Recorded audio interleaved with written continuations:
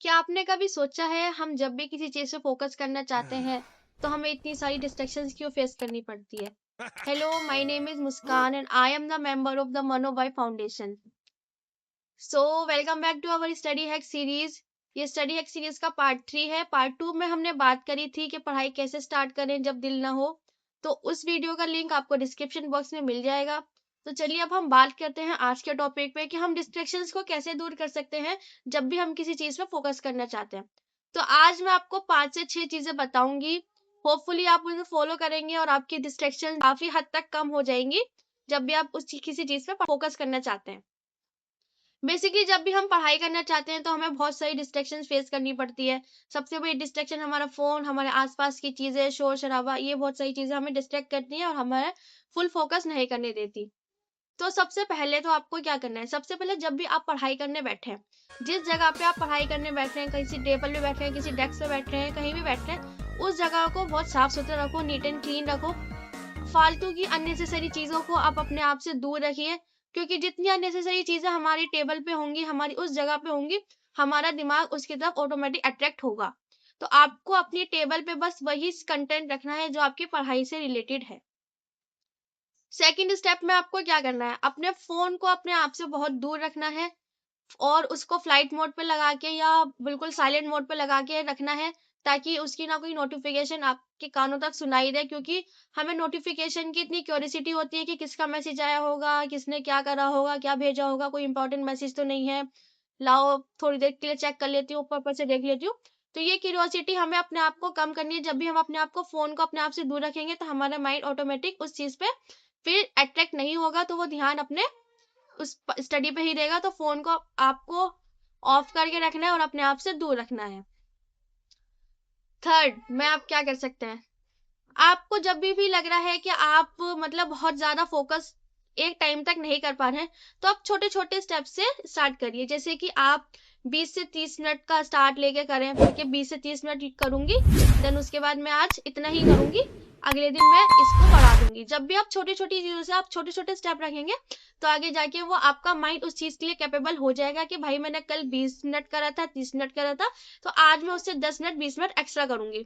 तो आपके माइंड को एक गोल मिल जाएगा। तो इस तरह से आपको एक स्ट्रैटेजी बनानी है अपने दिमाग के अंदर कि आज मैंने 20 मिनट करा है, तो कल 30 मिनट करूँगी। फोर्थ स्टेप, जब भी आपको लगे कि आप जब आप पढ़ाई करने बैठते हैं और आपके दिमाग में बहुत सारी डिस्ट्रैक्शंस एक साथ आ जाती हैं कि मुझे इसके साथ ये इसके बाद ये करना है, इसके बाद ये करना है, मुझे वहाँ जाना है, ये करना है। जो भी डिस्ट्रैक्शंस आपके दिमाग में आ रही है, उसको हैंड टू हैंड अपनी नोटबुक में, अपने फ़ोन में, डायरी में कहीं भी लिख के रख लें। फ़ोन में तो फ़ोन क्योंकि आपके पास नहीं होगा, तो जिस भी नोटबुक में आप लिख रहे हैं, उस जगह पे आप लिख के रख लें कि इसके बाद मुझे ये करना है, देन उसके बाद ये करना है। जब भी हम अपने थॉट्स को कहीं लिख लेते हैं, तो हमारा ब्रेन को एक सिग्नल मिलता है कि अब मैंने इसको लिख लिया, तो अब मुझे इसको इतना सोचने की ज़रूरत नहीं है, क्योंकि इसको मैंने अब लिख लिया है।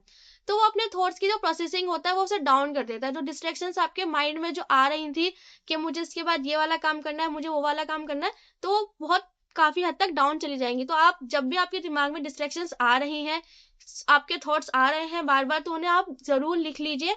ये बहुत अच्छा होता है इस तरह की चीज़ों के लिए। देन आपको पोमोडोरो का यूज़ करना है। पोमोडोरो क्या होता है कि आपको एक गोल सेट करना है कि आज मैं 30 मिनट की पढ़ाई के बाद 5 मिनट का एक ब्रेक लूँगी।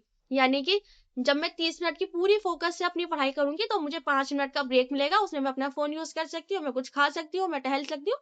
जो भी आप कर सकते हैं, वो आपको एज़ अ रिवॉर्ड की तरह आपका ब्रेक यूज़ होगा।